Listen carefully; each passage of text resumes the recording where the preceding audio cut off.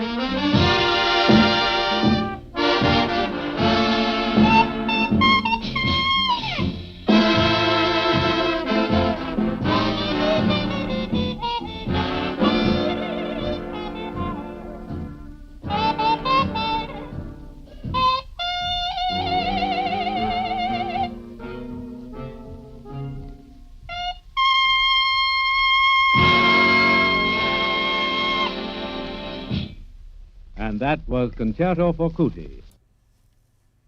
From a 1940 BBC broadcast, Steve was telling us, isn't that right? Yes. That was in June, and it was just a little under 2 months after the original recording. So, Steve, has just, well, sorry, he hasn't published. Steve has written, and University Press of Mississippi has just published his book. Oh, wait a second. Come on, Steve, where's your coffee? I have one too. Wow, It's nice weird. one. Okay, it doesn't like. It's not going to Yes, show. there we go. But anyway, there we are. We'll trust you. So Concerto for Cootie, there is the title of your book. Excellent book so far. I've only dug into it a little bit myself. One of our members, another one of our members, was going to join us this afternoon, but he is busy. I say this afternoon, this morning where you are, and actually it's quite evening time here. Just a little after 11 a.m. In Britain, in England, in the UK here. 7 o'clock here, and all's well so far.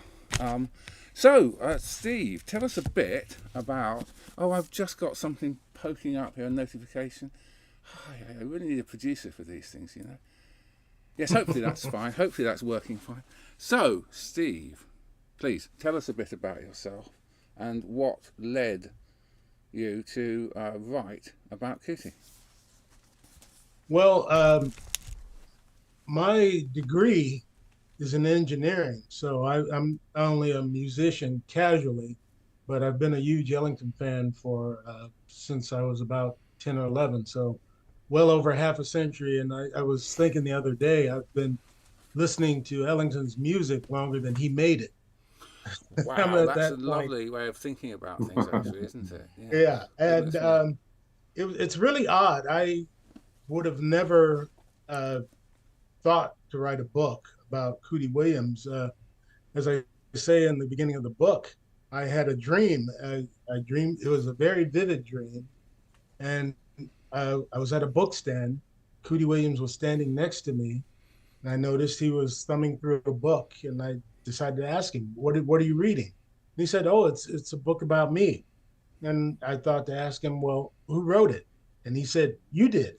And I thought, well, that's weird. And the next morning, I realized after doing a little digging that no one had written a book about Cootie Williams, which is very odd. I think that he and several others are definitely deserving of biographies. So crazy me, I decided to do it.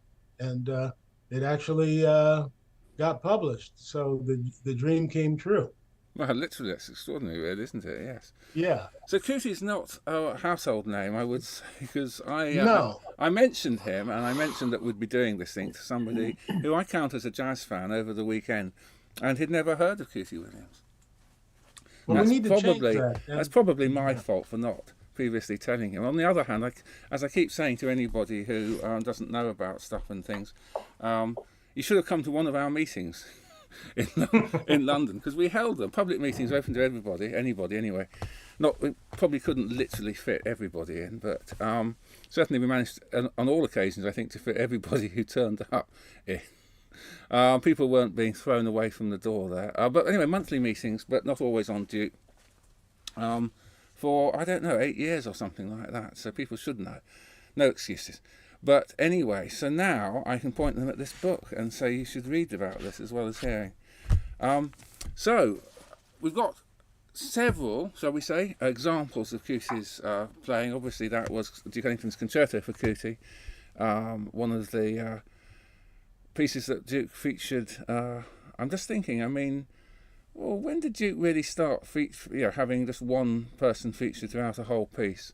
There's that little set of concertos in 36, including, of course, Echoes of Harlem, which has also been referred to as Cootie's Concerto, hasn't it? Yes, but when would that be? Because that's probably mid-30s, would you say? Because he just did for Rex Stewart, didn't he? Barney Bigard, the Clarinet Lament. Clarinet Lament for Barney Bigard. Even what was the next? Echoes of the Jungle is largely Cootie, isn't it? I wouldn't say it's a concerto, but it's got him. I think he's by far the main sort of featured soloist, actually. It's interesting. And wasn't Trumpet in Spades before Boy Meets Horn? Yes, Trumpet in Spades was 36. Boy Meets Horn was 30. Oh gosh, not an Ellington expert here. I'm just chairman of the Duke Ellington Society UK. And so, yes, and Lawrence Brown, there's a concerto for, Lawrence, what's that called? Yearning for Love. Yeah. Journey. So there's a little set of those 4, I think, in 36. I think that's right. By the way, on that, having shoehorned it in, 36, I did actually just look out. In a crowded programme, I don't think we'll be hearing it, but the version of Concerto for Cootie from 63 in Paris, the live version there, when, spoiler alert, Cootie leaves the band and then comes back. And so,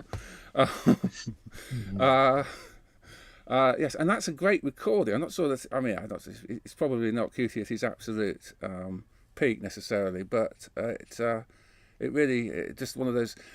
It's not necessarily always best for jazz or for music generally to have microphones right up against just one instrument or something, but it does give you a good examination of their technique and so on. So I always enjoy these things. Obviously, famously 48, 84, but 36, 63 there in that case, just the reversal of the last 2 digits.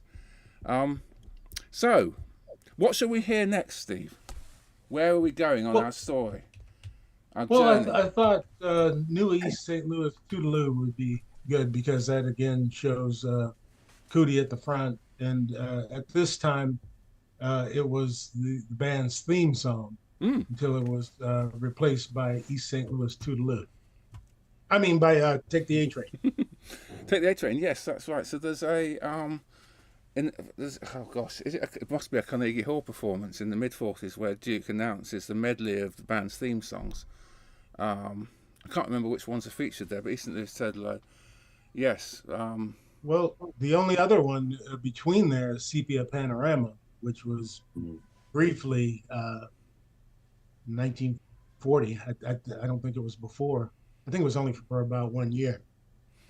So really only 3 theme songs. And one of the things I found was that towards the end of the 70s, Mercer decided to go back to East St. Louis Toodaloo as the band's theme song. I guess he just wanted to use Take the A Train as a more concert piece. But the band reverted to East St. Louis Toodaloo. And this is the new version, which was recorded for Brunswick, I guess. Was it 38, I think, possibly? Round then. Starting with the chimes. Oh, is it Sonny Gray? It must be, I guess. What's that? The chime at the beginning here. Oh, no, it's Freddie Jenkins. Is it? Lovely. Yes. This is why I'm here.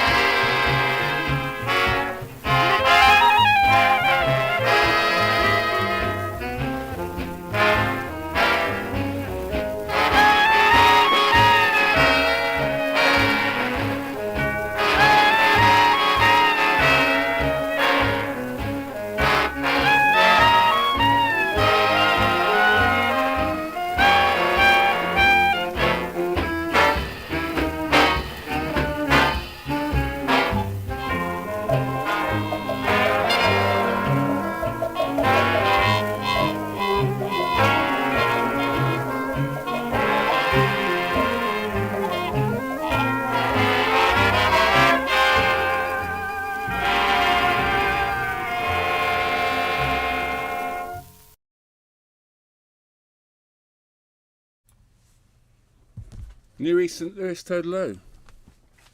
Toodaloo, Toodaloo. We have an expression, don't we, Toodaloo, in English. Does that permeate American? Does that reach over there? Yeah, and it's Toodaloo? old, but you don't hear say it very often, but it means goodbye.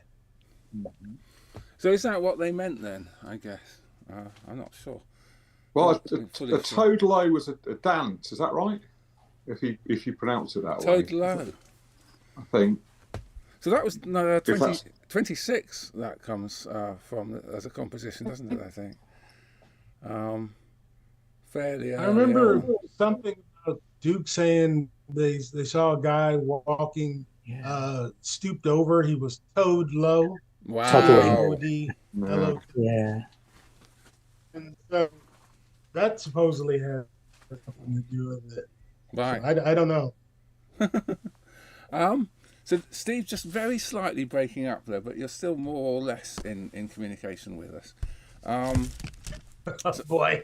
So Yes. so just before, and one of the reasons why Technology. we've taken the time that we did just to make sure that things were working and everything is that Steve had to move rooms just earlier due to some kind of technical issue, but hopefully we'll cross fingers here. Yeah, my wife has the newer computer, so Right, I get okay. those cast off. I'm just wondering what your third room's backdrop looks like. That's all. Well, I built a partition specially for the Uptown lockdown. So anyway, it doesn't mean that everything works perfectly from here in the jazz garage here, moving on from the jazz studio. So one thing I did, sorry, I really have only dipped into this since I got this book at the weekend or whenever it was, about a few days ago. One thing I did note though, that upon leaving, maybe we're spoiling this slightly, but we can jump around a little bit possibly. Upon leaving Ellington, shortly after, he created Concerto for Kuti for him, or as a feature for him, in 1940. There was a reference to how if Kuti's not in the band won't growl, or something like that. Isn't Yeah. have I got that roughly right? Yeah. There's a nice quote. There's a nice quote from him actually. Go on. Yeah, he said if we can't find somebody who doesn't growl, we won't growl. Right. And of course, that turned out not to be the case. You can't imagine the Ellington sound without the brass growling. Okay, so it's slightly different from what I just iterated there, isn't it? He's saying if we can't find somebody, I guess. So, I mean, is the lineage of what we might call growling roughly, is that roughly Joe Nanton, or was it Bubba Miley? Oh. And then Kuti. So, would I wish our other member was here. He's more of an expert on the 20s than certainly I. Was it Joe Nanton who taught Kuti the plunging technique? Yeah. Because I'm sure I remember Bob Hunt is a member of the society, isn't he, and a musician over he here. He is, yes. He's somebody else that we Kuti, could have had on it. That's not the chap who's not here like tonight. This kind of although he's also not here. Sorry. Kind of apostolic succession with Joe Nanton to Kuti taught Bob Hunt. But I wonder, is it fair to say Kuti was the only member of the orchestra tasked with being a replacement in inverted commas? Well, Ray Nance said that Nanton taught him how to growl because he didn't know how to do it before. And it's not as easy as people think. Buck Clayton said he got fired from a job because he couldn't growl. He couldn't do. If you read in his autobiography, he mentions that he could play Kuti's solos, but he couldn't growl like Kuti, and so the band leader, I forget who it was, fired him. It wasn't basic, but it's there's a lot of intricacies to it, and probably the biggest thing is intonation. When you put that plunger in front of your horn, it changes the intonation, and not everybody can deal with that. You hear, and plus, some notes don't come out at all. You can't play as high or as low with the plunger.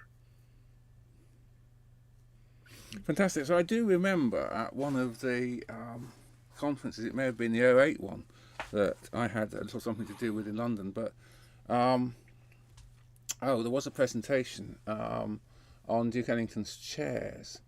Was it Andrew Holmesy?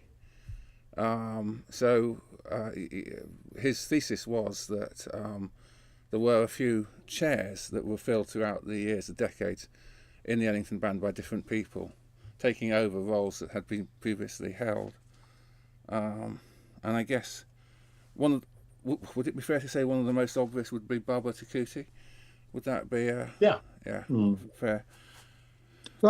Steve, that last version was a lot slower, wasn't it, than the originals? The tempo. Do you reckon that was did that deliberately to feature Cootie there? Do you think?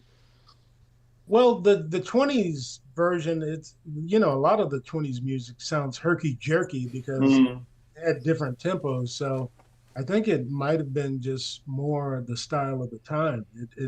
It becomes more moody and dark when you play it slower like that. It's a more brooding piece. Yeah, because they at the same time they did a new Black and Tan, I think, in the same sort of year, wasn't it? Mm-hmm. And that was slower and smoothed out as well. Yeah. A two-part thing. Prologue to Black and Tan Fantasy. Prologue, And the new Black and Tan Fantasy, sometimes referred to as new Black and Tan Fantasy. I love the Barney Bigard solo on that, where he just goes, takes a whole chorus to go up an octave, almost like he's playing a trombone. And it's amazing breath control and everything. I wish I could do that. Oh, goodness. So, hang on, what's the quote here? So I just...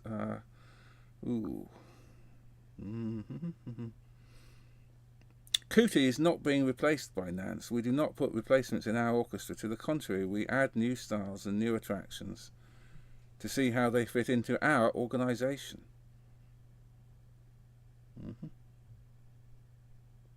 We're always looking for something different. We're always looking for something different, It's interesting, Ellington using the word organisation there, because I kind of think of it a bit like that. And BG, Benny Goodman, who obviously is relevant in this regard, is considered to have had an organisation.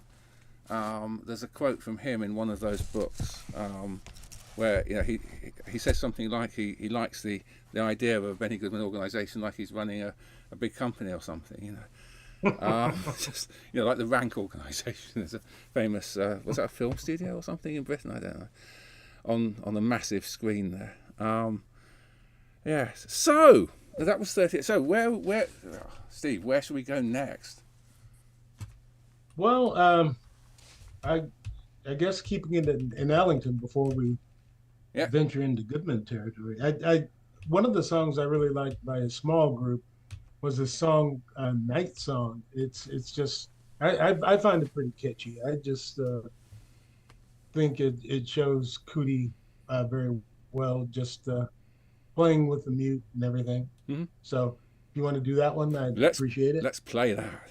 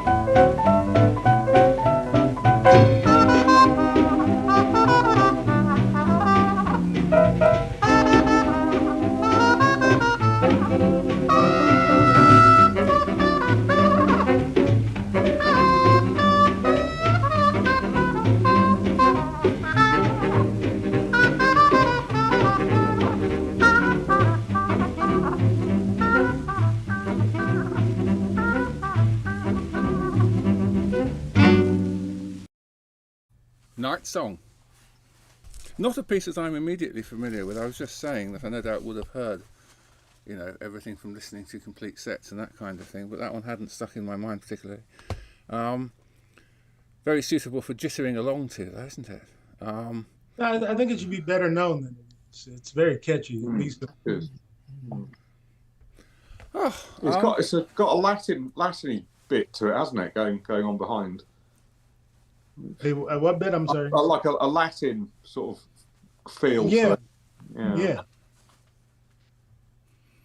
So it's interesting, though, isn't it? Because, Steve just mentioned when we were off, as we were listening to Concerto for Cootie at the beginning there, mentioned that the reason why the radio announcer there, unnamed, but I'm sure he is known, stated about being, what was it, with the Animals or something, was because the band had played Blue Goose earlier. I don't think we're going to hear Blue Goose tonight, but it's interesting to me that Duke was still very much writing pieces that would feature in sequence lots of people in the band, and Blue Goose is a good example of that, isn't it? It had kind of bookends, Johnny Hodges, I think, with other people, including Cootie in the middle.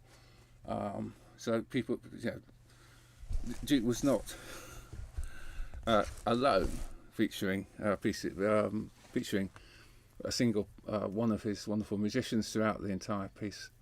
All the time, but certainly that was something that was coming, and that has, of course, become very much it's more of a motif in jazz more recently, isn't it? Really, not having a whole lot of people necessarily. So.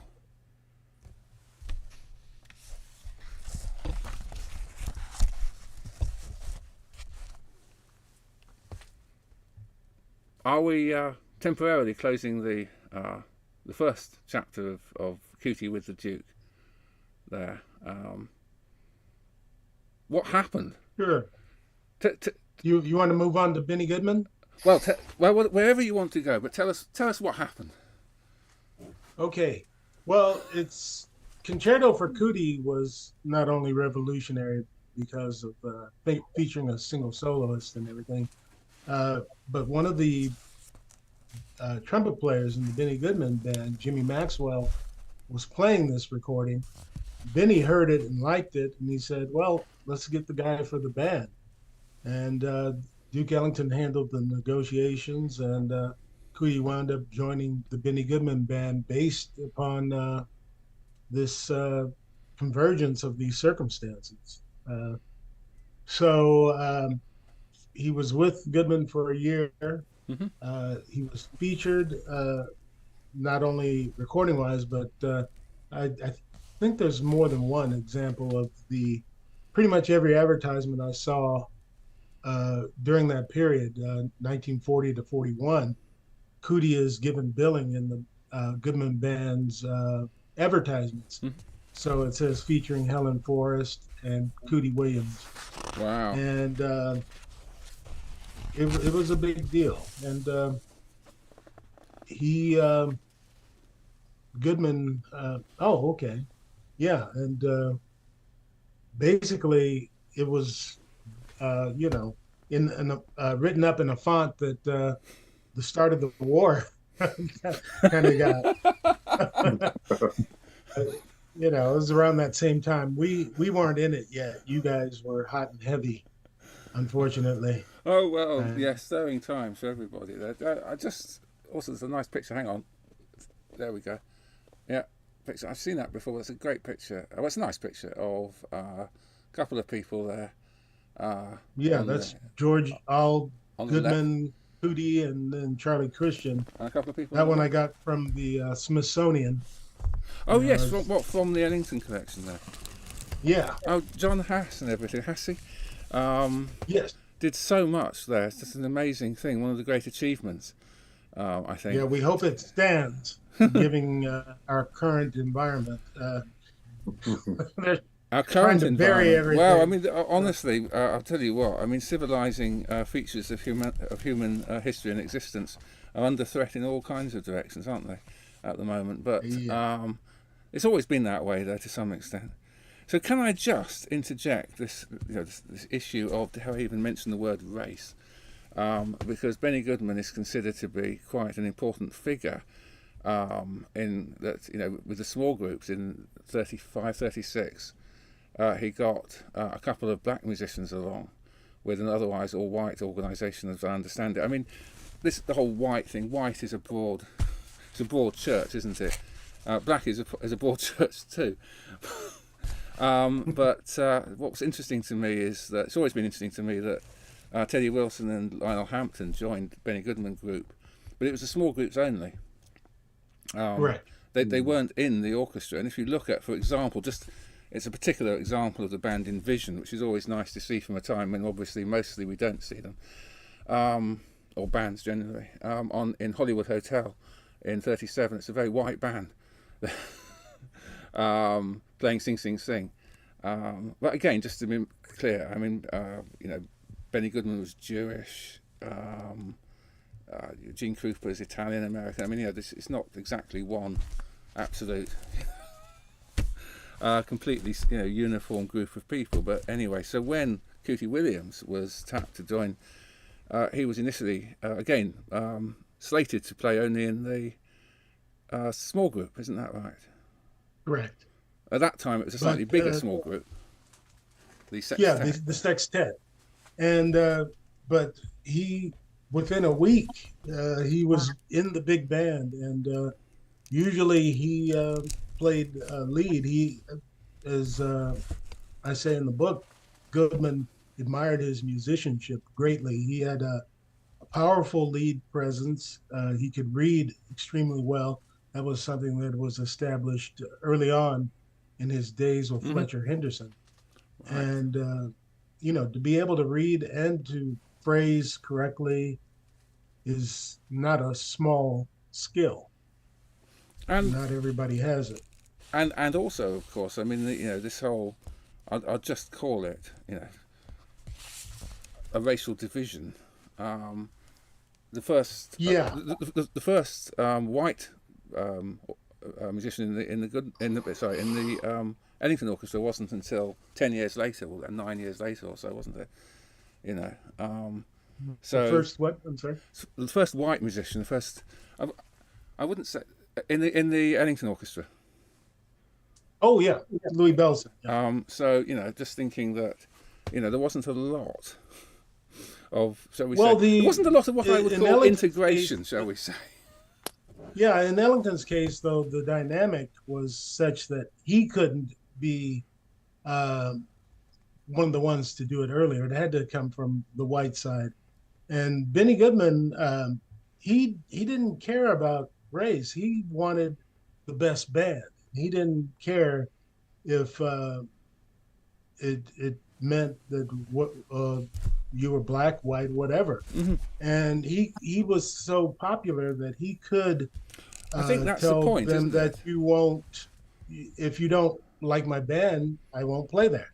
Not everybody's willing to do that. No, that's right. I think that's the point. And the band, and Goodman particularly, was extraordinarily popular at what we can say possibly was the start of the swing era, with the radio broadcasts and so on. I'm going to say 34-ish, and so yes, really very interesting. Very interesting, and I imagine for everybody, probably, frankly, somewhat tense dynamic going on there. Yeah, there were death threats and other things. Yeah, and, fascinating, sociological, yeah. Yeah, that's America. Somebody could write a book America, just about that. And, there was also Krupa, Charlie Barnett, Artie Shaw, Tommy Dorsey. They had mixed bands to different degrees. And, there was an incident where Gene Krupa almost went to jail fighting for Roy Eldridge. Wow. So, there were some good guys in the struggle. Very interesting. Steve. Oh, sorry, Ian, please. Just going to ask Steve. Benny Goodman, surprisingly in some ways, comes out very positively from the way you write about him and his relationship to Cootie. Was that because of Cootie's attitude and his professionalism that he'd had back when he was with Ellington, and just because he was just so good at what he did. They seem to have got on well. Cootie and Benny actually, from everything I saw, really admired each other. And one of the things that Cootie had a problem with the Ellington band was the lack of discipline. Well, Goodman was the ultimate disciplinarian. He ran his band, almost like the military. Not everybody liked Benny Goodman, of course. There's a infamous article written about him in the 1962 Russian tour. Yeah. And, there's a lot. He yeah. But there was, when Cootie died, Benny Goodman came to his funeral. So he really admired his musicianship and as a person. And there were several instances where he tried to get him back even after he had formed his own band.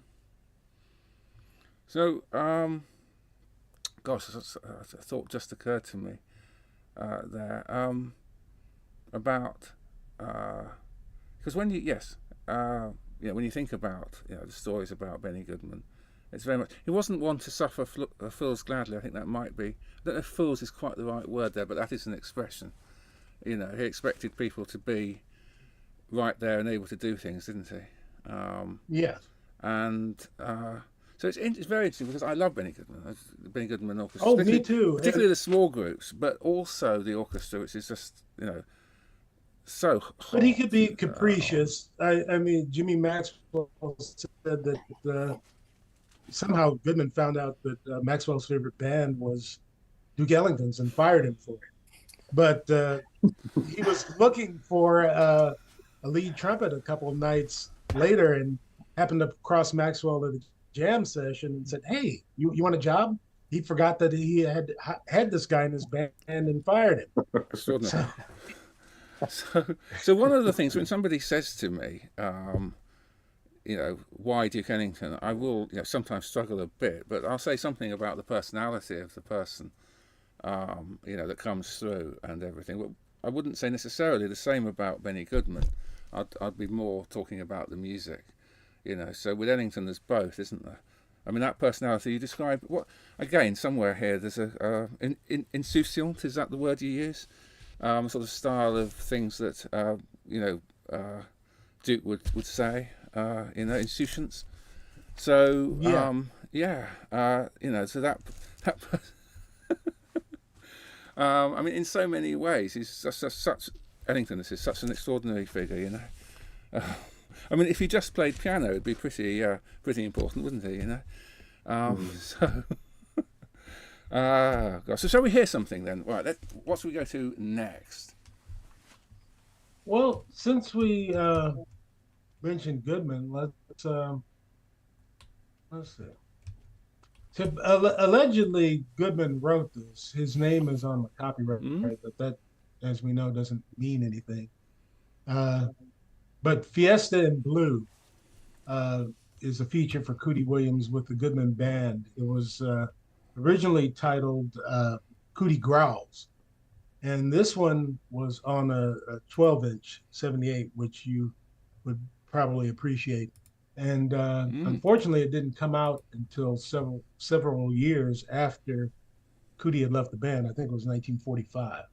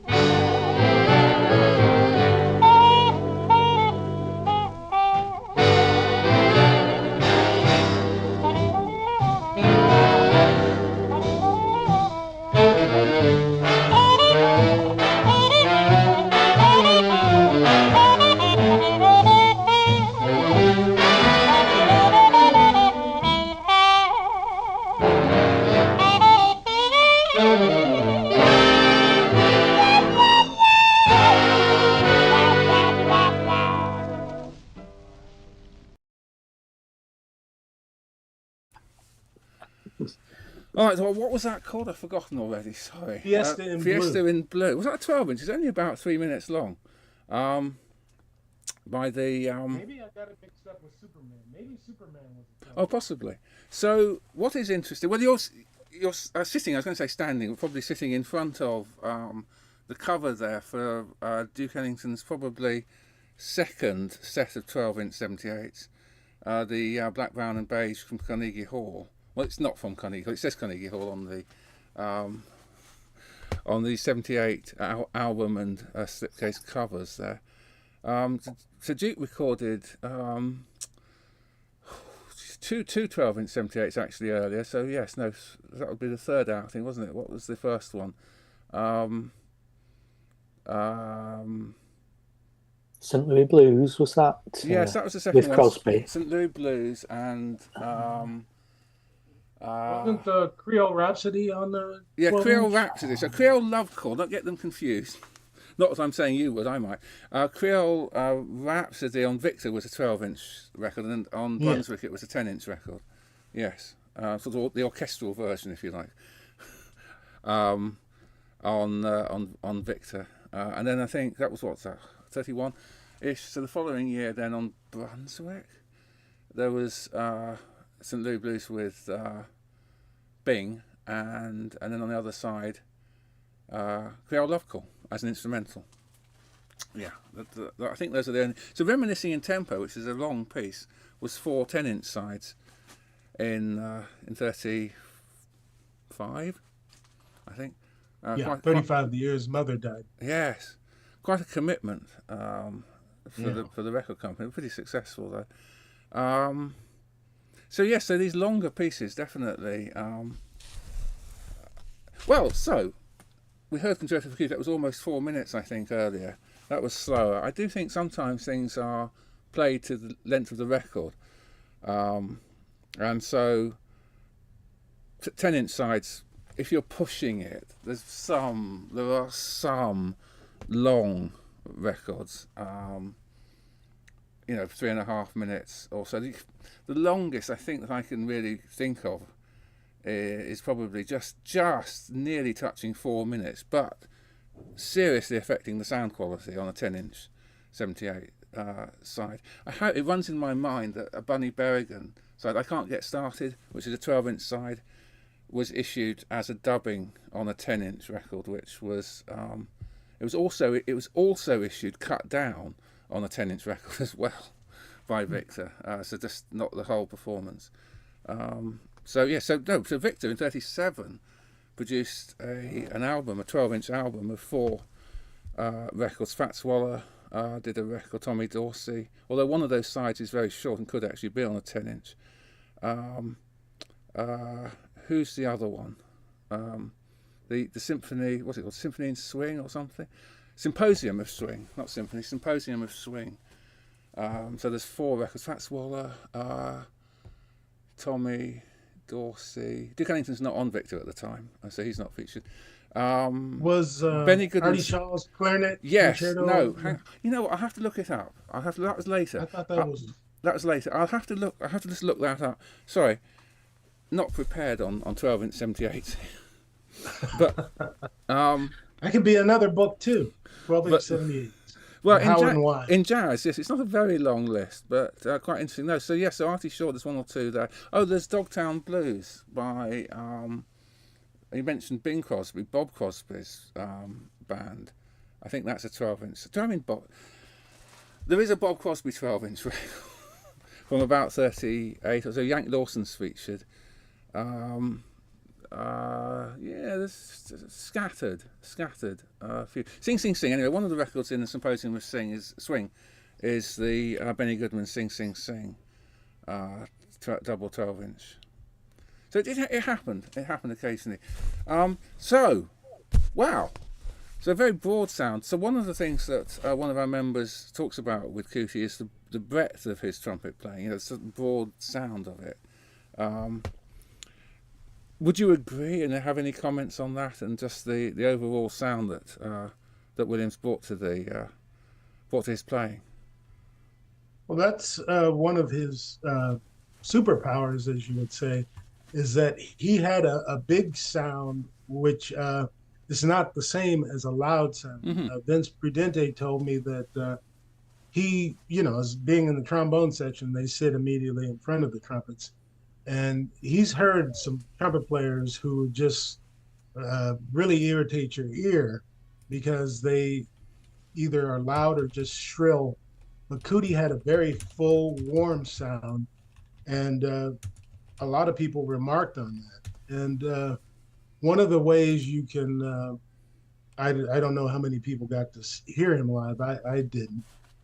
But one of the ways you can tell the difference in his sound is listen to some of the people play his parts or try to recreate his solos. And one of the things you'll notice is that they can't do it. I don't want to call out any people by name, but there's well, for example, a lot of people are doing the secret concerts now, and when you hear them try to play the shepherd, oh right, it yes, just sure. Doesn't have that fullness. There's just the notes are there, but you don't get the power. So yeah, I don't want to get anybody in trouble because you're trying to recreate the one of the most unique sounds, and it's through no fault of their own that they can't do that. Would you say that the sound is perhaps harder to reproduce or try to reproduce than even Louis Armstrong's sound? I don't know. There's a lot of people who you might be fooled into thinking are Armstrong. One of them being Cootie. He could very successfully imitate Armstrong. I've heard Hot Lips Page records that you might think were Armstrong. As a matter of fact, there's a couple on the list. One of which is West End Blues, where it sounds quite a bit like Armstrong. Cootie, I think to say he loved Armstrong is an understatement. He just thought he was the greatest thing ever, and rightly so. And a lot of his style is based on Armstrong. You mentioned Hot Lips. And you also mentioned, just to go back, Roy Eldridge. Now, Roy Eldridge possibly as being a candidate for joining the Ellington Band at some point. That would have been a really interesting, a very different thing. There are various opportunities, aren't there? It's said that Charlie Parker was offered a job in the Ellington Orchestra much later on in the 40s, things that could have happened. But shall we move on to? Well, you mentioned Western Blues. Shall we hear that? Sure. Just as an introduction, Steve, sorry. Oh, sorry. Just as an introduction, this is from a 4th of July, 1944 radio broadcast. Cootie is talking to actor Canada Lee, and it's a duet between Cootie and his young pianist. He calls him Buddy Powell, but we know him as Bud Powell. He was just a little bit. He was either 19 or 20, but he was born in 24, so around in that time. Thank you, Canada. That was very appropriately said and well spoken, I can assure you. Well spoken. Thank you very, very kindly. And thank you, ladies and gentlemen. Now I should like to introduce a young man who many times you've listened to by way of his recordings, and likewise many times have you listened to him over the air. He's going to do a solo for us here, and I want you to get right on the beat and right in the groove with the one and only Cootie Williams. Let's give Cootie a nice, great big one, huh? That gets it, Brother Cootie. I see you came with your accompanist and all, huh? That's right, Ralph. Well, Cootie, here's the microphone. I thank you, ladies and gentlemen, and I thank you, Ralph Cooper, and I also brought my piano player, Buddy Powell, and we're to play the West End Blues for you. The West End Blues? Yeah. Uh-huh. Okay. Well, we're going to the other mic now. All right, okay.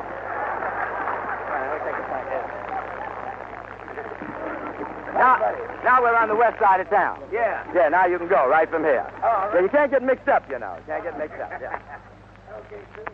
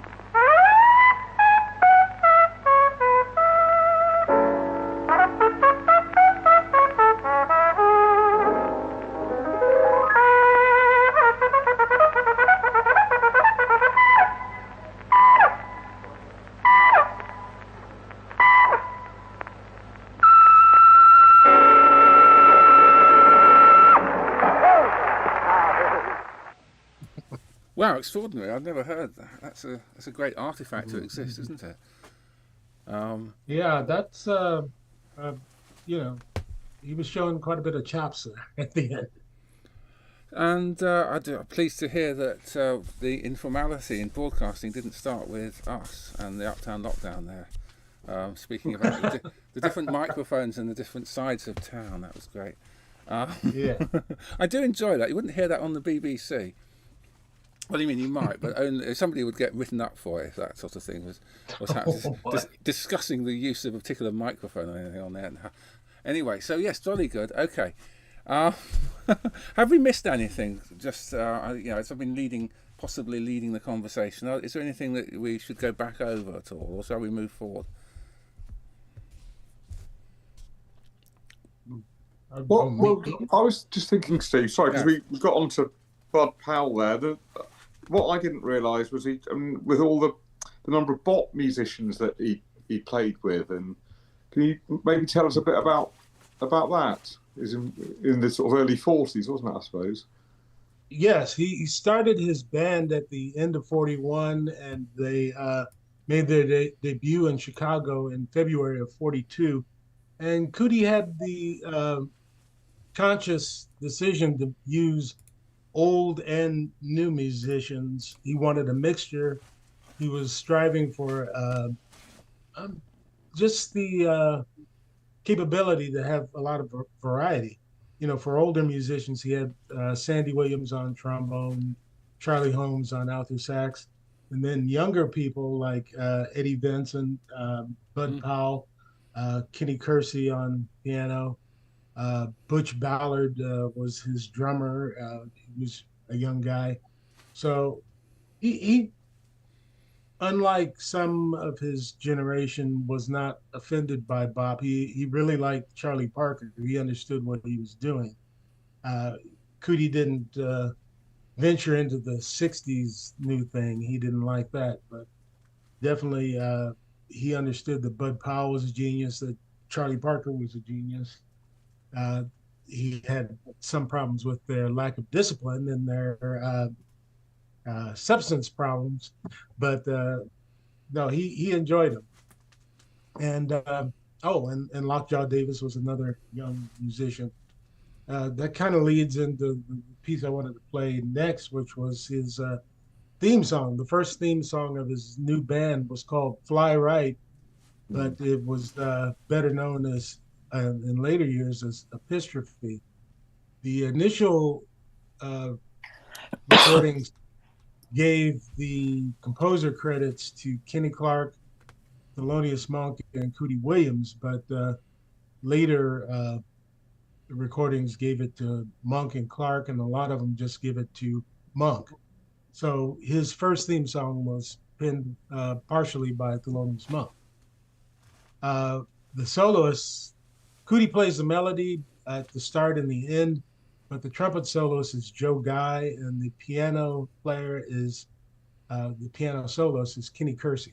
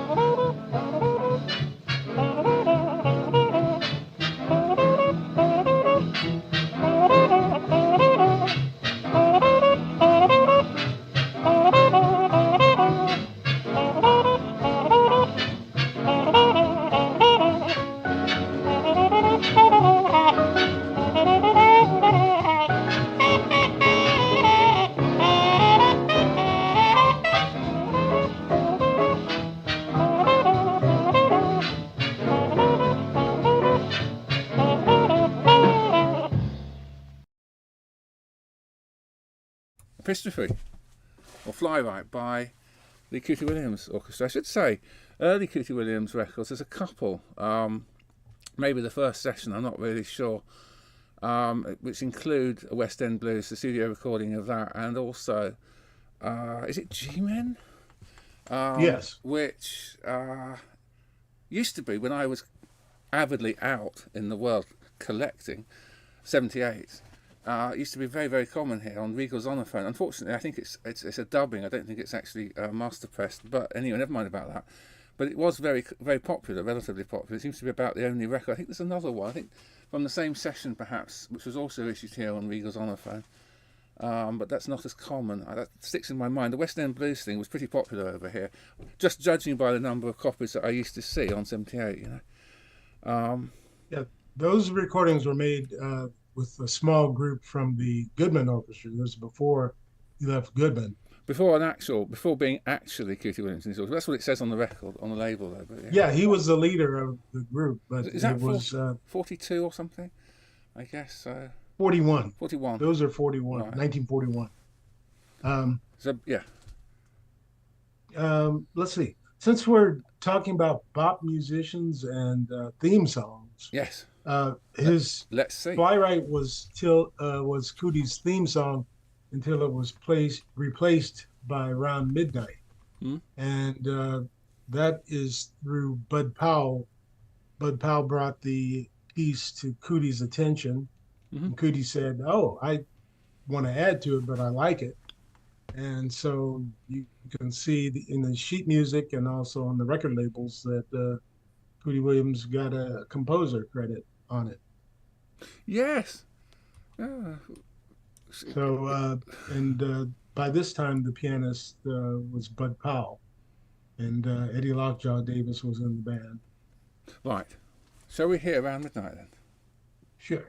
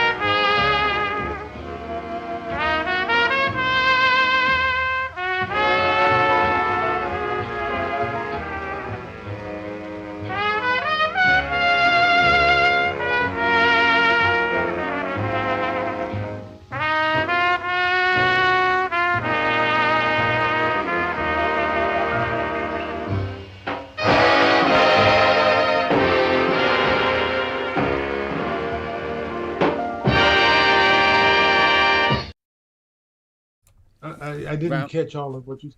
what round was I just? I was just saying that it's worth saying that Cootie should be better known than he is Yeah. amongst jazz people more widely. Now that applies to a lot of people in Ellington Orchestra, but also, of course, Cootie did more and different things.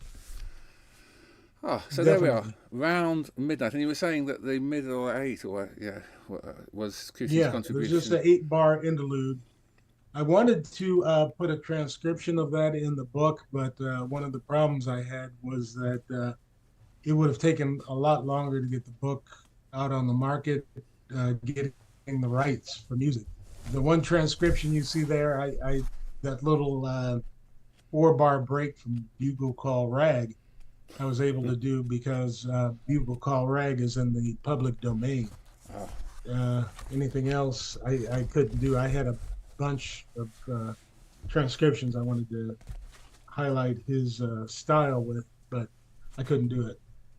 Hey, you've got on that, talking about the transcription there, there's some amazing photos in your book. Where did you come across those? Sort of, I think almost without exception, they're things that I hadn't seen before, adverts and all sorts. Yeah, a lot of it was books I might have run across, newspaper articles. Stephen Lasker, like, for example, the picture of Cootie's wife, that was actually in a newspaper, and it was horrible in terms of reproduction. Newspaper reproduction was horrible, but Steve happened to have a actual copy of the photograph. For some reason, he was able to obtain Sonny Greer's photo albums. Wow. And it was in one of those. Wow. And like the picture. Oh, and also there's a service called Jazz RIPM. It's a database, and the picture that Anthony just held up, that was from Metronome. So there's a whole bunch of old metronomes. But yeah, that was one of my goals, was to make sure that I didn't use photos that everybody had seen everywhere. What's the point of that? So I'm glad you appreciate that. Yeah, it really was one of the, apart from the excellence of the the prose and the story, but yeah, just the wealth of the photographs there was kind of astounding, actually. I'm glad they let me do that, because if you look at the other books they've put out recently, like the Don Bias and things like that, there's usually 6 or 7, and I thought the story really needed the pictures. And another thing I liked that I was able to do is that I was able to intersperse the photos through the book.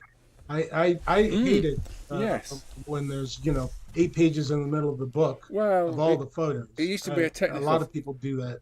It used to be a technical thing, printing on slightly chalkier paper. It's slicker paper, but I was willing to go with regular paper just to get, if you're talking about 1940, I want to see the picture from 1940 where it occurs, not in the middle of. Yeah, that's the photo. There we go. And if you look at the one that was in the newspaper, and see that one, Freddie Washington has an archive at the University of Connecticut.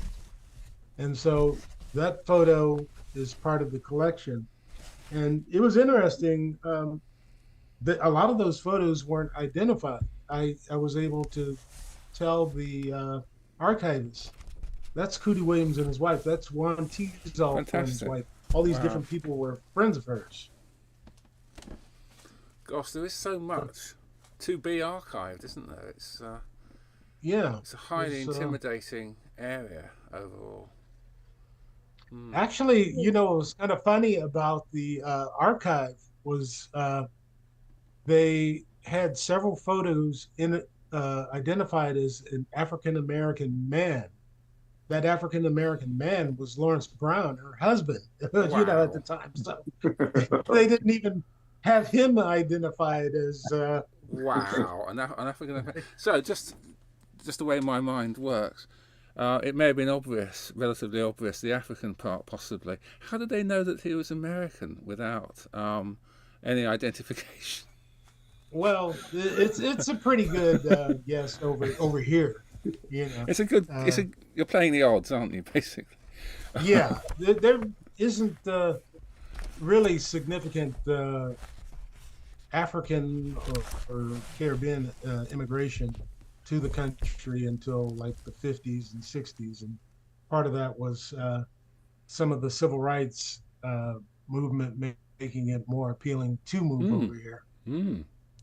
Oh well, I mean, it's a whole story, isn't it? There is a whole story to be told about a whole wide story in lots of ways, but particularly though, some jazz musicians, some black jazz musicians leaving America and finding perhaps in some cases a slightly easier life elsewhere.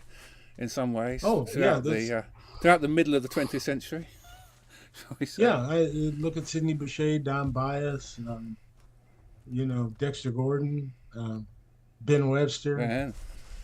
Yeah, there's a whole bunch. I mean, Idris Suleiman, Johnny Griffin. You can. Sterling Times, isn't it? The long list. Yeah.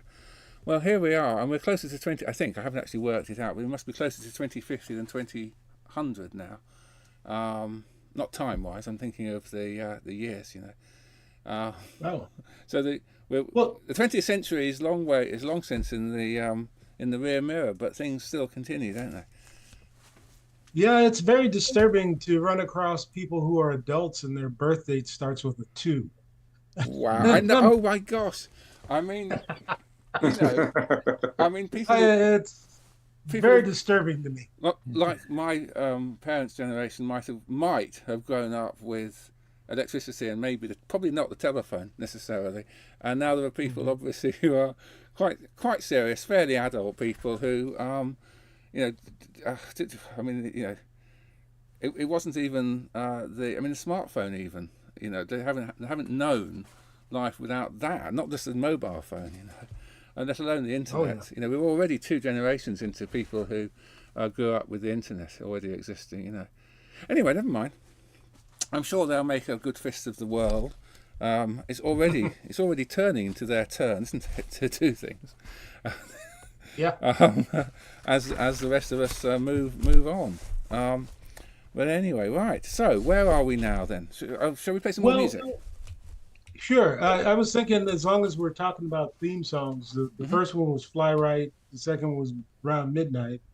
The third one was House of Joy. It became very popular. House of Joy was the name of his fan club. And this one features Tootie and Eddie Cleanhead Benson on alto. And I'm surprised this didn't become more popular. It's pretty much a toe tapper, and in live performances, sometimes they play it for 45 minutes. It's amazing to think about this. It was towards the end of the swing era, be it 1945, but the Savoy and a couple other places told him not to play it because people get so riled up that it would make the floor shake. The House of Joy, would that be the Savoy Ballroom? And where would that be? I don't know. That's just the House of Joy was the. It wasn't a place. It was the name of his fan club. It was an association of fan club. Right. Okay. Here we go. Yeah, and the Savoy Ballroom was known as the home of Happy Feet. They tried to get him to change the name to the House of Joy, but they didn't want to do that. Happy Feet. Right. I'm thinking of Paul Whiteman suddenly. I don't know why. Right.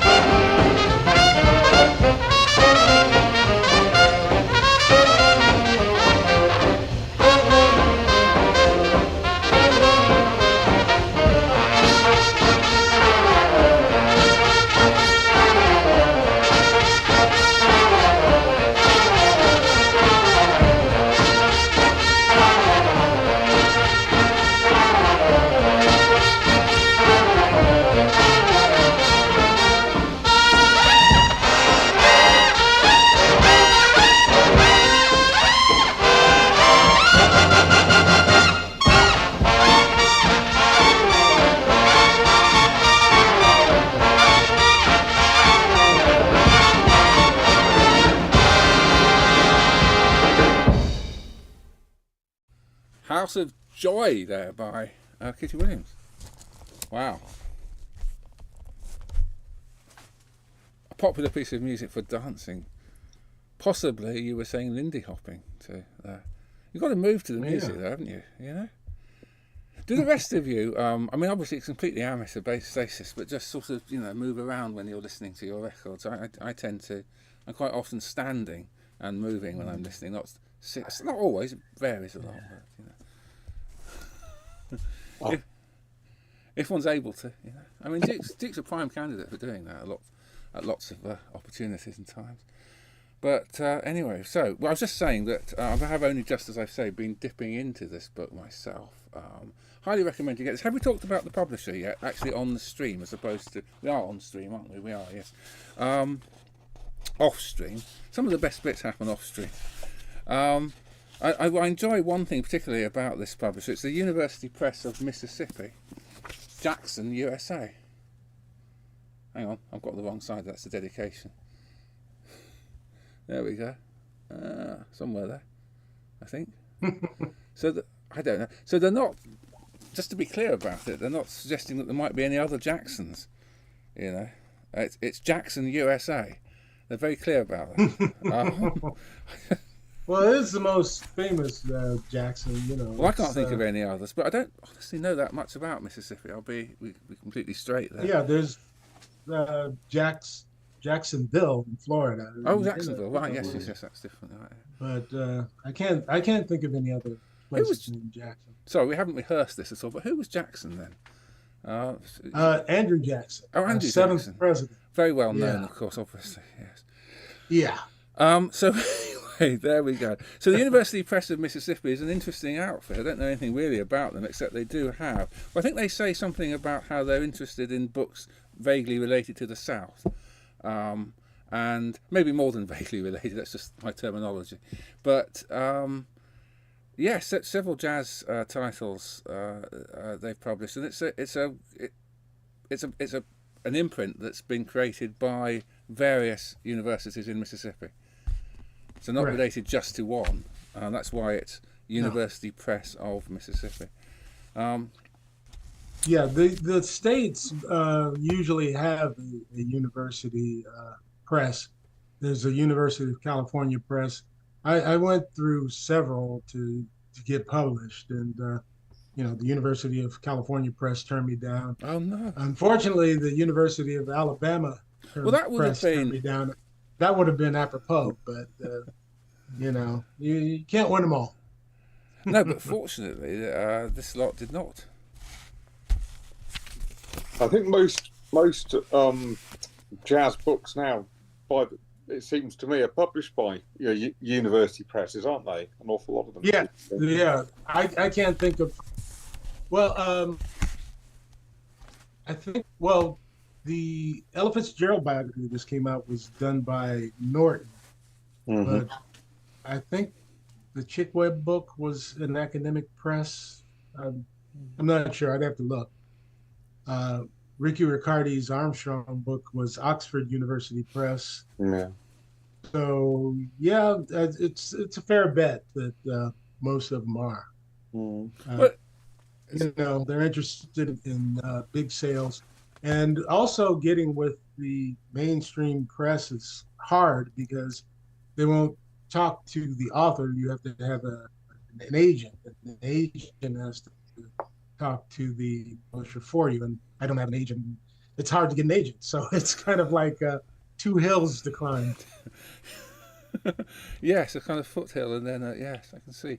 Really interesting experience. So, gosh, this has only just come out, of course. But is that a hill you'll be attempting to climb again? Do you think? Yes. As a matter of fact, not the first one about an agent. The second one. Oh, you mean writing a book or writing a book? Yes. Yeah, I've already kind of started. I've done a little preliminary research. Like you said, there's a lot of musicians who are not well known and don't have books. And one of the people who hasn't is a trumpet player named Lester Bowie, who is no relation to me. but I'm doing his biography. I've been in contact with his family. He's someone who passed away over 25 years ago, and no book. It seems to be a lot of books about Charlie Parker and Duke Ellington, but there's other folks out there that deserve to be known. Well, certainly, I'm sure there's scope for more books on those people and others, but who have already had books. But definitely, I mean, it's definitely having a book. It's definitely another avenue for people to learn about somebody, isn't it?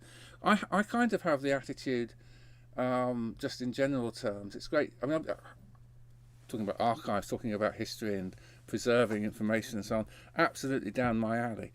But if we have recordings of musicians, and obviously, before that, perhaps composers writing things, we know an awful lot about them, even if we don't actually know anything about them personally at all, through their music, So it's such a valuable thing to have that. But it is a bit of a niche, isn't it? And I'm going to say... Oh, sure. I'm going to say that reading books is probably a bigger thing than listening to jazz records. And I enjoy the fact that people are, collectively, people are still producing books. It's quite funny when I think that people are, making a big fuss about still producing records. Well, They argue over the format, whether vinyl's better than well, MP3s and CDs. And CD's a fascinating case study, isn't it? Because that's a digital format, which of course is ancient. It predates even, modern microcomputers and so on. Really, it came in just about as they were coming in. But it's a format that certainly stood a good amount of the test of time there. But there are better formats in the digital world. But still, CDs are very, speaking of CDs, yes. There's a CD that maybe it'll work. Yeah, there. This is CD set. It's 4 CDs called Concerto for Cootie, and give you a quick story how this came about. It's about 7 or 8 years ago. This same company, Acrobat, did a collection on Open the Door Richard. And I wrote to him and said, the first person to do that song was Cootie Williams, but he didn't get to record it. And he the head of the company, Paul Watts, or he's a Watt, said, we'd like to do a Cootie Williams thing one day, but we just don't know how because there's so much out there. And I didn't think about it too much. But as I got closer to releasing the book, I said, hey, I'm releasing a book on Cootie Williams. Have you thought about doing the Cootie Williams set? And he said, we would still like to do it, but we can't pay anybody to do it. We don't have that kind of budget. And I said, this would be a great companion piece for the book. So I collected the music and wrote the notes for it. That didn't make a dime off it, and I don't make a dime off the sales, but it perfectly dovetails with the book because it starts with his earliest recordings in 1928, and the company uses public domain material. So they told me the cutoff is 1962. Well, that's perfect because that's the year Cootie rejoined Ellington. So I'm able to tell the story on the CD set here. His first Ellington period, Goodman period, his band period as a leader, and then able to cut it off right when he rejoins Ellington. So it's mentioned in the book. There's a thing about the CD set, but for those that don't know, it's out there. I got a compliment. How many CDs? Yeah. How many CDs? 4. 4 CD set. So, it's usually pretty cheap. It's around $25. So, how's the distribution on that? Because one of the things that going with an actual publisher gets you is distribution. For instance, on Amazon, the CD set can be found where? Pretty much everywhere. It's out of the UK, so it should be easy So for it you should be. guys. I was just looking on Amazon. I don't immediately see it here, but let's have another look. Let me just see here if I can actually select CDs. Here we are. Do, do, do, do.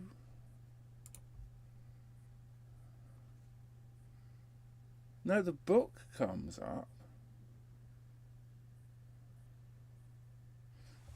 Oh dear, well what's the CD set called? Concerto for Cootie. That's what I thought. Well, this isn't good news. Amazon.co.uk, no results for Concerto for Cootie in CDs and vinyl. However, it says you might like to buy this book. And then it has your book there, so that's good news. Oh, okay. So that is, Well, so not on Amazon. But, well, usually on Amazon, when you bring up the book, it says people who bought this book also bought the CDs. So I don't know. I guess your UK is a little different. I don't know. Let's not spend all the time that there is in the world on this, but it is available. People can find it somewhere. And if it's out of our country, then definitely that should be fairly easy to find. If I do find that, I'll pick up a copy. Oh gosh. So, the public domain thing's very interesting, isn't it? Because this stuff's so fresh. Of course, it's only just within a few decades at most of leaving, you know. But public domain is so important. I'm a staunch advocate of material. I think the copyright periods are way too long. They should be more reflective of the patent idea, so that people can build upon stuff without worrying about it too much, you know. But that's just my view, my thought on that, you know. Especially when companies, firms are still owning copyright in things so many decades later. It is a force for preservation, though, if it's not like the words in a book, easily reproducible, but a sound recording or a film or something like that. It helps if there is a motive for the companies to actually bother to keep the original material around, you know. So it does work in that direction too, because although anybody can use these public domain recordings, we don't have access to the original metal parts or the tapes, you know, which are of course generally speaking private property of the companies that made them or their successors. So where they still exist. So great. Okay. Let's hear another track or another side or whatever this was originally. Okay. Well, you mentioned Bunny Berrigan earlier. Ah, and, sorry. Just to jump in, slightly rude, but let me just comment that other record, that's Bunny Berrigan. Of course, I can't get started. That I mentioned it, didn't I? That's a 12-inch. That's the other record from the Symposium of Swing, with something a bit more. What's the other side of that? I can't.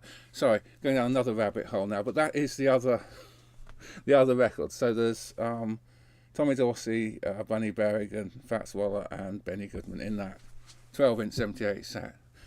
Right. Sorry. Yes, Bunny Berrigan. I did mention Bunny Berrigan. Go on. Yes. Well, the song I Can't Get Started is greatly associated. Oh, hang on, Steve. Yes. And No, we've lost you, Cootie Steve. decided to record it in 47. You're back again. Just say all that again. We lost you there. Oh, okay. Well, Bunny Berrigan passed in 1942, and I'm seeing an error message. My internet is unstable. Probably the cat's playing with something. Oh, that's it. But anyway, he passed in 42 out of respect. A lot of people left. But Cootie decided to record it in 47. And this is one of his last big band records. And it's a real tour de force. I mean, an example of Cootie basically playing it straight. But you can hear the power he had as a trumpet player. So there you go. All right. Oh, we've hit a slight problem here. It's an M4A file. Is that right?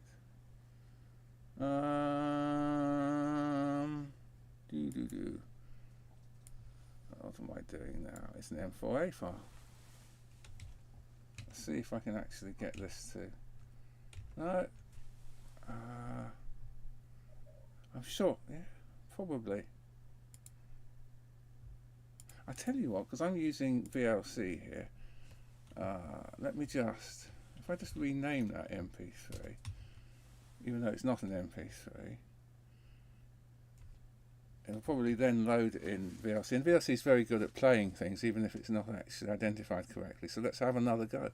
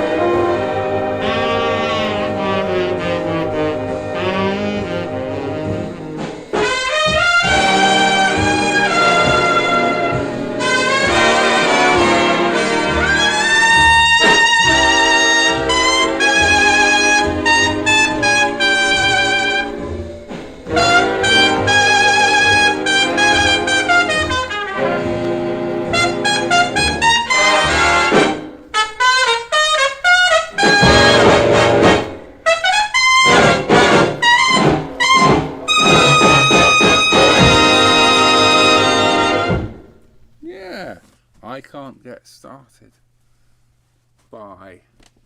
played by Cootie Williams. He's not singing though, is he? He's not no. Not the double. I can't he does my sing. Video. Hello, Steve, are you there? Yeah, I'm here, but I can't get my video back. Oh, okay. I was going to say he's not quite the double threat that Bunny Berrigan was then, but he does sing. Oh, he does sing occasionally, doesn't he? It's not that one. As a matter of fact, I had a couple of things where he was singing, but let's hear him singing. I might have to leave and come back again. Oh no! Well, shall we start another piece of music and then you attend to that while that's happening? Okay. Well, since you mentioned singing, yeah. This is if you could do That Old Feeling. This is 1959, and he would sing and play trumpet. As a matter of fact, this solo on here is another one where you can really hear the Armstrong influence. 1959. I mean, that's a bit barely yesterday, isn't it? All right, here we go. Oh, I don't know. That was the year I was born, so Well, sometimes it congratulations on doesn't feel like yesterday. that. Okay. Let's see. Oh, and again, it's saying, again, that's not. Let's just do the same trick again. Here we are. Yeah, and here we are.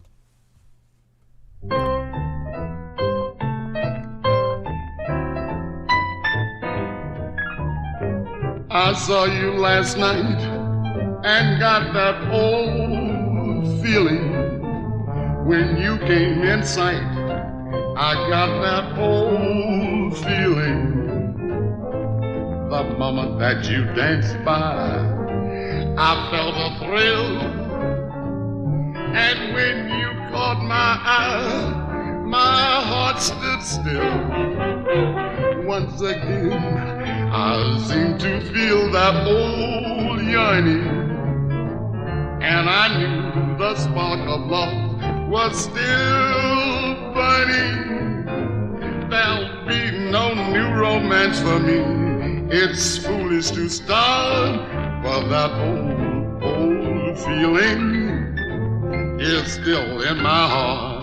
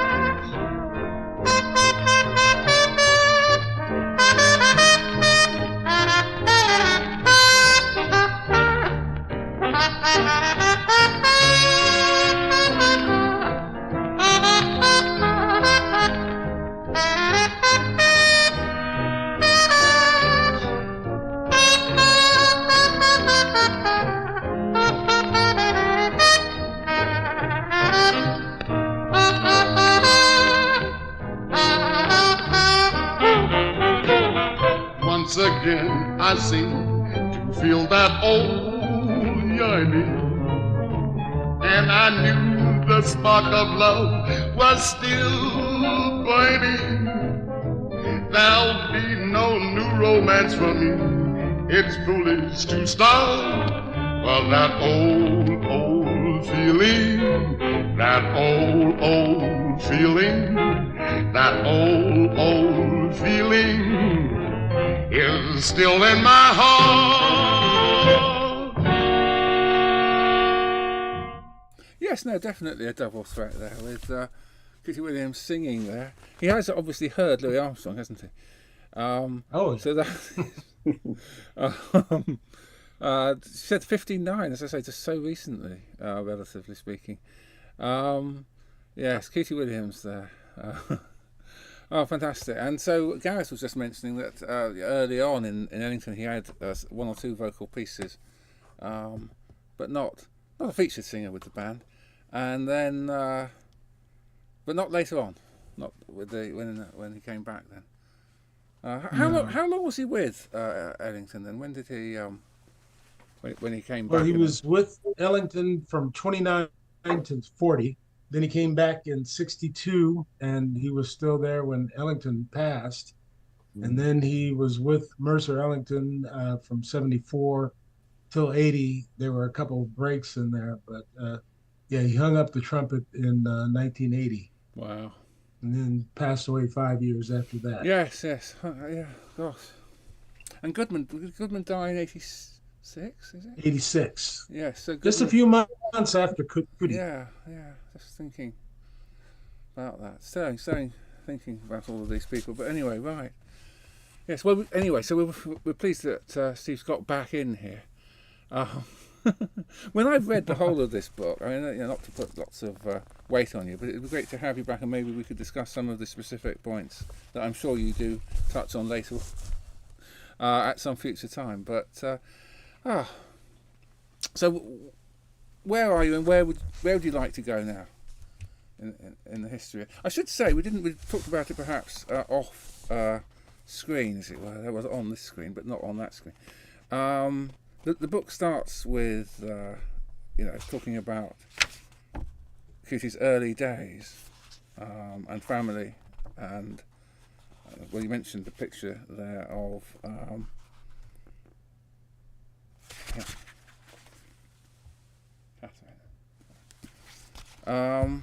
so yes, and it continues through. So the chapters, just looking at the chapter list here.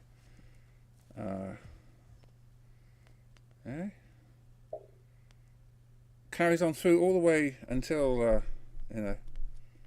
I suppose until the end, but definitely covering the Mercer Ellington period there.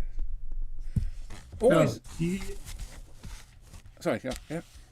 Oh, you mentioned Mercer Ellington. He's another person that hasn't received a biography, and he definitely needs to have his story told. He hasn't been properly evaluated. Obviously, he's suffered being under the shadow of Duke Ellington, but sure. Let's see where he falls out in great scheme of things. But he did continue using Duke's name, didn't he? Which probably, in some ways, obviously helped at the time, but maybe that means that people don't think of him in his own right so much. Because he did lead it. Yeah. It was the Duke Ellington Orchestra through, wasn't it, afterwards? Right. I think. And, so. I think I've got records was... from as late as the mid-'80s, probably.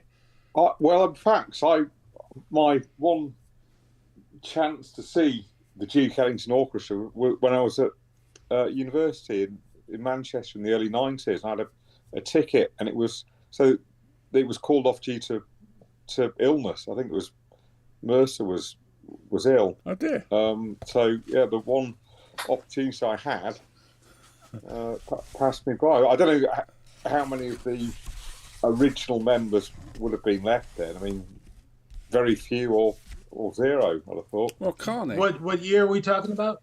It was 90. What would it be? 92, 91 or 2, I think. There was something that was touring under, whether it's called the Duke Ellington Orchestra, but it was Mercer Ellington leading something, that was calling itself, I think. Yeah. I don't think there was anyone original by that time. Even the newer guys like Harold Ashby and the like were gone. I don't think there were anybody. No. Well, just Mercer, I guess. I say he Mercer himself, but he wasn't doing the trumpet, was he? No. Never a solo. No. Gosh. He did write that. Actually, there's a very interesting book that he wrote with Stanley. Was it with Stanley Dance, wasn't it? Not long after. Duke Ellington in person. Yeah. That's some people like it. I found it seems to be him trying to exercise his demons between him and his father, and it was. I've not got that or read that book. Oh gosh, it's interesting, but it seems to be. They had a complicated relationship, as most family people do. Well, you are very liable to, aren't you? I mean, well, that's a standard thing. And families that are in the spotlight like that. It's going to be quite a. Duke was a very complicated person, and one of the things Mercer talks about is he felt that Strayhorn was treated more of a son to Ellington than he was. Wow. So, things like that. Steve, I'm up to the bit in your book where you quote Gunter Schuller. It's when Cooty's big band finished, and you kind of knock back his argument very convincingly. But it's just strange to have Cleanhead Vincent and Bud Powell in the same band at the same time. was there something in Cootie not focusing enough, or was it economics and social injustice really that finished his own band? Well, the big band era in general was ending. Very few people were able to keep theirs going. Duke Ellington was one of the few. Count Basie wound up breaking his up in the early 50s or late 40s, one of those, Cab Calloway, Goodman kind of just stopped keeping a regular band. He'd assemble them as he needed them. And it was just an institution whose time had passed. Yeah. And also the second musicians union strike didn't help too. That kind of made singers more prominent. Then late 40s, also television was coming into vogue. So people were staying at home watching TV. And the fans of these big bands, they were now in their early stages of true adulthood. They're getting into their 30s and 40s, raising their families. So they weren't going, they were aging out. So there's a lot of things. Yeah. Yes. So this is interesting, isn't it? Because television particularly, it's such an opportunity, but it's always been so expensive by comparison to radio. And jazz kind of got, this is how I think of it anyway, kind of got, what's the word? Marginalised out very lastly. It's very unusual, for there to be a major jazz program on a major network in America, or Britain for that matter, or channels as we have over here. It's not something that's really, whereas on radio it was a much bigger thing, and I guess it still continued to be. In Britain, jazz is still on the radio, isn't it? But it's not really on television very much. I don't actually have television now. I don't really listen. I don't listen to the radio either, but very much. Yeah, that's one of jazz's biggest problems is just lack of exposure. You can flip the dials till you're blue in the face, and you won't see a jazz performer. It's funny, especially with radio. That yes, it's certainly.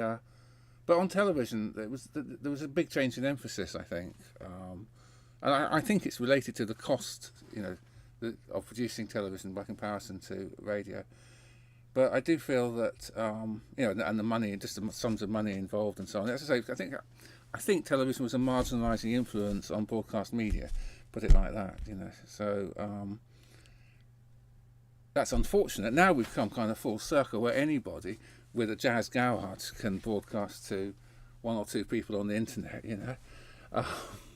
and of course during the lockdown, of course this program is called Uptown Lockdown. We're keeping it like that. We're only doing it every few months, or in this case years. We're just keeping the name there. But of course a lot of jazz people went online, didn't they, and produced regular appearances on the internet. Oh, has your cat appeared? Let's have a look. Yeah, he won't. He wrote. He's camera shy. Be famous, I guess. Oh yeah. My gosh. Oh dear me. So, so as the story continues, then what should we play? How much time do you have left? Well, so I have a lot of time left. I'm not sure how long the audience has, if we have one. I guess people will hopefully watch this later. Thank you so much for watching it either live or indeed later. If you are doing, much appreciate that, and do share it. So Gareth and Ian probably have to disappear off soon, and I don't want to keep you, Steve, long into your evening. But it's just now 1 o'clock. 1300 hours. So. 1300 hours Zulu, right? Yeah. Yes, we're on Zulu time. Well, the fact is that Greenwich is in Britain. That's just how it works out. So it goes straight through the capital. Oh, there he is. Goes straight through the capital city there. So the meantime, we tend to be on that during the winter. And I tell you what, though, talk about meanness. Very dark, isn't it? Meanness for the sunshine when we're on GMT. We switch an hour, as many places do, for the summer. And of course, it's nice to have the longer hours. I will be honest about it. That's nothing to do with longitude, though. That's latitude. So, okay. But shall we hear something now, and perhaps we'll discuss off what we're going to do then to finish off the programme. What would you like to hear next? To finish? Well, we could finish. Let's see. Yeah. Okay. Well, there was a theme song, so how about that version of "Take the A Train"? Since Okay. we've done quite a theme song. Are we meeting a natural ending here? I think we might be. Again, thank you so much for being here. This is from 1966, the popular Duke Ellington album. Oh, Popular Duke Ellington. Yes, that's a good album. Yeah. One of 3 RCA albums from that. I think this is 3 from that period. Yeah. I think we may be ending then. So, as I say, thank you, Steve, so much for being here, for being there, and thanks to Ian and to Gareth. Thank you. Yeah. Thank you all for being here. And so let me just mention. And buying the book. I appreciate it. Oh, yes, indeed. Yeah. Well, so I'm hoping to get a signed copy at some point, either this copy or another copy at some point, but maybe when I see you in person sometime. If that ever happens, you have to travel east 2,500 miles, and I'll travel west 2,500 miles, and we'll meet there. So, okay, I think that's how it goes. The high road and the low road. Yeah. Anyway, so that might be in the middle of the ocean. I'm not quite sure, but anyway, yes. So, so let me just mention firstly, we are the Duke Ellington Society UK. DukeEllington.org.uk is where you can find us. Please join if you've not joined. Gareth, hold up a blue light. There we are. I just happen to have one. What a piece of luck. We literally didn't plan that. I mean, I was going to mention it earlier, but we didn't, in fact. So that's great. We didn't rehearse it. We may have, in our heads, we may have planned it, but we didn't rehearse that. So that's great. So Gareth's editor of our excellent journal there. Which we are continuing to produce, aren't we? I should just mention, by the way. Next time. I'm so sorry. January, I think it should be out early January. Wow, another edition in another month's time. Fantastic. That's a magazine that we produce 3 times a year. I should just mention, just on business, we are looking for a treasurer. If you have experience of finances and you're a member of the Duke Ellington Society UK or would like to become one, to volunteer for the committee, please contact the secretary on the address that's on the email address that's on the website there, or contact me. You can find my address in various places, so that we can bolster this committee and get going. You have an engineering degree, Steve. You don't have an accountancy minor by any chance, do you? No. My wife doesn't let me handle the money. But it's one of the reasons why these arrangements, these marital things exist, isn't it? This literally marrying of duties and responsibilities and so on. Right. Okay. So so that's where you can find Gareth. He's editor of Blue Light. He may do other things as well. Ian, where can people find you if they want to just find out a bit about find what you do? Well, I do a newsletter on Substack, so that's possibly the best place. Yeah. Yes. And what is that called? And then Facebook. Tone Parallel. That's called. Fantastic. Tone Parallel on Substack. And of course, Steve, where can people find out about you apart from buying your book and your compilation of music on CD?